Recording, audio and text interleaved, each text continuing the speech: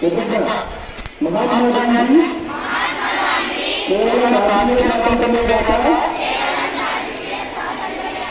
స్వచ్ఛమైన భారతదేశం మరియు అభివృద్ధిని కూడా ఆకాంక్షించారు.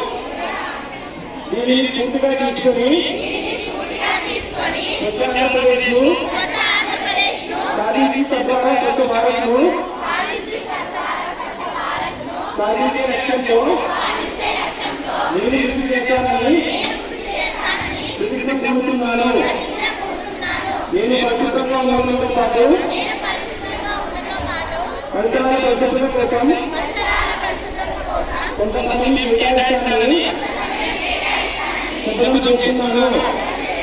ప్రతి సంవత్సరంలో 100 గంటలు మరియు ప్రతి వారానికి 2 గంటలు సమాధానం చేసి పరిశుభ్ర ఆంధ్రప్రదేశ్ను సాధించే సంకల్పానికి కట్టుబడి ఉంటాను. నేను పరిసరాలను అపరిశుభ్రం చేయను మరియు వేరే వారిని అపరిశుభ్రం చేయనివ్వను.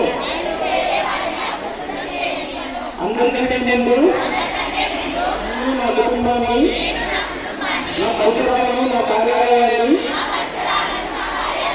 పరిశుభ్రంగా ఉంచుతాను. ప్రపంచంలో ఏ దేశంలోనైనా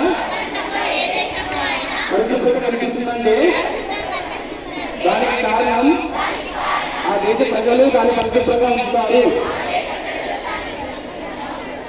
మరియు ఇతరులను అపరిశుభ్రం చేయనివ్వరు అని నేను నమ్ముతాను. ఈ విషయంలో నేను వీధికి తిరిగి మరియు గ్రామానికి స్వచ్ఛంద మిషన్ తద్వారా స్వచ్ఛ భారత్ మిషన్ కోసం ప్రచారం చేస్తాను.